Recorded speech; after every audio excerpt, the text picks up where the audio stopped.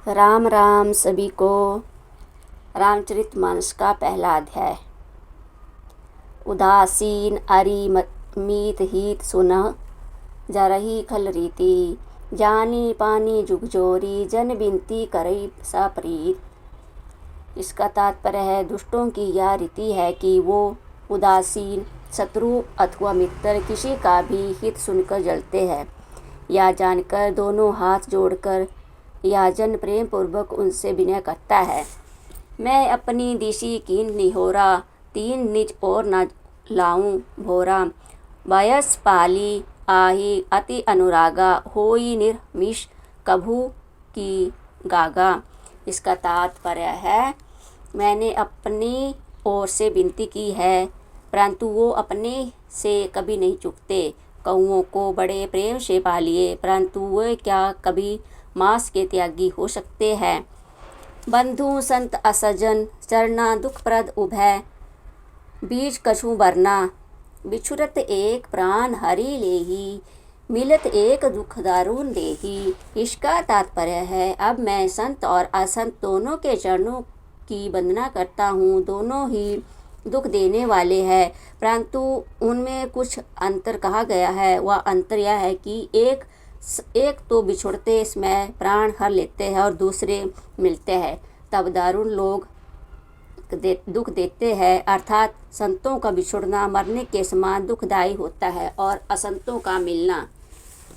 उपजाही एक संग जग माही जलज joke Jimmy गुण बिलाह गाही। सुधा सुरा सम साधु असाधु जनक एक जग जल आदि अगाधु। इसका तात्पर्य है, दोनों संत और असंत जगत में एक साथ पैदा होते हैं पर एक साथ पैदा होने वाले कमल और जोक की तरह उनके गुण अलग होते हैं। कमल दर्शन और स्पर्श से सुख देता है किंतु जोक शरीर का स्पर्श पाते ही रक्त चूसने लगती है। साधु अमृत के समान मृत्यु रूपी संसार से उभारने वाला और असाधु मंधरा के समान मोह प्रमाद और जड़ता उत्पन्न करने वाला है। दोनों को उत्पन्न करने वाली जगत रूपी अगाध समुद्र एक ही है। शास्त्रों में समुद्र मंथन से ही अमृत और मंधरा दोनों की उत्पत्ति बताई गई है। भल अनभल निज नित निज करतोति लहत सुजास अपलोक विभूति। सुधा सुधा कर सुर सुरी साधु गर्ल अनक कली मल सरीस बाधु। गुण अवगुण जानत सब कोई जो जेहि भाव नीक तेहि होई। इसका तात्पर्य है, भले और बुरे अपनी अपनी करनी के अनुसार सुंदर यश और अपयश की संपत्ति पाते हैं।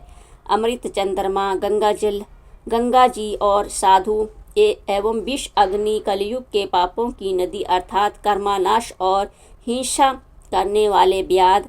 इनके गुण अवगुण सब कोई जानते हैं किंतु जिसे जो भाता है उसे वही अच्छा लगता है।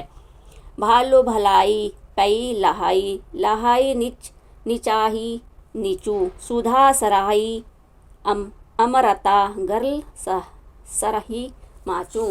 इसका तात्पर्य है, भला भलाई ही ग्रहण करता है और नीचता को ही ग्रहण करते हैं।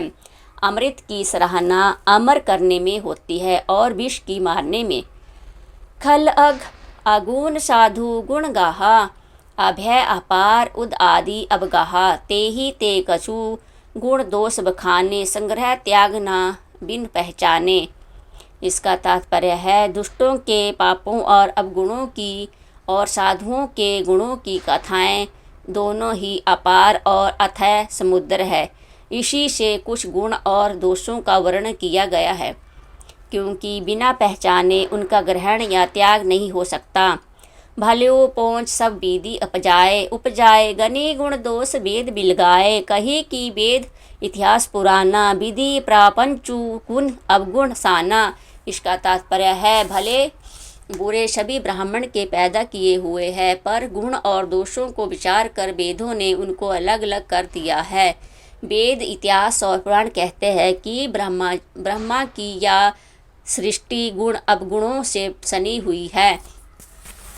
दुख सुख पाप पुण्य दिन राति, साधु असाधु सो जाति कुजाति, दानव देव उच्च अरु नीचू, अमिया सुजीवनु माहुरु मीचू, माया ब्रह्मा जीव जगदीशा, लाछी अलक्षी रंक अवनीशा, काशी मगसुर सारी, क्रम नासा मरु मारव मही देव गवाशा, सार्ग नार्ग अनुराग विरागा, निगमागम दुगुण दोष विभागा। इसका तात्पर्य है दुख सुख पाप पुण्य दिन रात, साधु असाधु सुजाति को जाति, दानव देवता ऊंच नीच, अमृत विष जीवन सुंदर जीवन, मृत्यु माया ब्रह्मा जीव ईश्वर, संपत्ति दरिद्रता रंक राजा, काशी मगध गंगा कर्मनाशा, मारवाड़ मालवा ब्राह्मण कसाई, स्वर्ग नरक अनुराग, वैराग्य, ये सभी विदार्थ ब्रह्मा की सृष्टि में है। वेद शास्त्रों ने उनके गुण दोषों का विभाग कर दिया है। जड़ चेतन गुण दोष में विश्व कीन करतार, संत हंस गुण अगाही, माय पय परिहारी बारी विकार। इसका तात्पर्य है विधाता ने इस जड़ चेतन विश्व को गुण दोष में रचा है, किंतु संत रूपी हंस दोष रूपी जल को छोड़कर गुण रूपी दूध को ही ग्रहण करते हैं। अस विवेक जब जेई विधाता, तब तजी दोष गुनाहई मानू, राता काल सुभाऊ कर्म बरी आही, भल्यो प्राकृति वश चुकाई भलाई। इसका तात्पर्य है विधाता जब इस प्रकार के हंस का सा विवेक देते हैं, तब दोषों को छोड़कर मन गुणों में अनुरक्त होता है। काल स्वभाव और कर्म की प्रबलता से भले लोग साधु भी माया के वश में होकर कभी कभी भलाइयों से चूक जाते हैं। सो सुधारी हरिजन जीमी लेही, दली दुख दोष विमल जसु देही, खलु करही भल बाई सुसंगु मिटाई, ना मालिन सुभाऊ अभंगु। इसका तात्पर्य है भगवान के भक्त जैसे उस चूक को सुधार लेते हैं और दुख दोषों को मिटाकर निर्मल यश देते हैं, वैसे ही दुष्ट भी कभी कभी उत्तम संग पाकर भलाई करते हैं, परंतु उनका कभी भंग न होने वाला मालिन स्वभाव नहीं मिलता।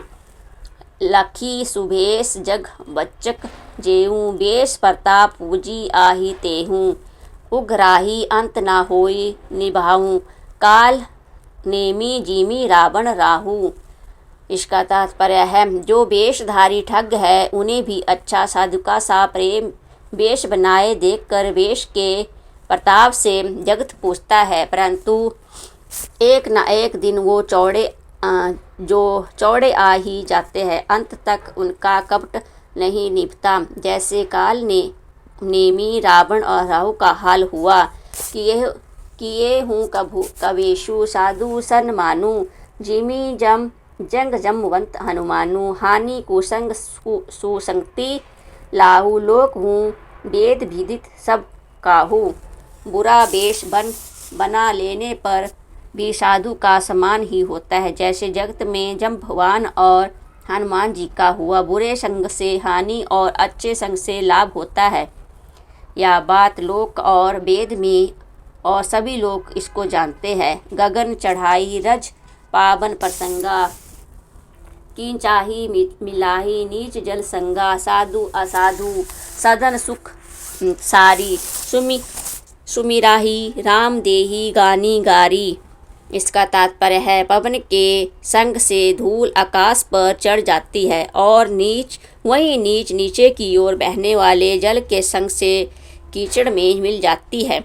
साधु के घर के तोता मैना राम राम सुमिरते हैं और असाधु के घर के तोता मैना गिन गिन कर गालियाँ देते हैं। धूम कुशंक्ति कारहीक होई, लिखिय पुराण मंझू मासी सोई, सोही जल अनिल संघाता, होई जलत जग जीवन दाता। इसका तात्पर्य है कुसंग के कारण धुआं कालिक कहलाता है, वहीं धुआं सुंदर स्याही होकर पुराण लिखने के काम में आता है, और वहीं धुआं जल अग्नि और पवन के संग से बादल होकर जगत को जीवन देने वाला बन जाता है। ग्रह बेजन जल पावन, पट पाई को कुजोंग सुजोग, होई कुवस्तु सुवस्तु, जग लखाई सुलक्षण लोक। इसका तात्पर्य है ग्रह, औषधि, जलवायु और वस्त्र ये सब भी कुसंग और सुसंग पाकर संसार में बुरे और भले पदार्थ हो जाते हैं। चतुर और विचारशील भक्त पुरुष ही इस बात को जान पाते हैं। बोलो श्री राम की जय। राम राम सीताराम सीताराम।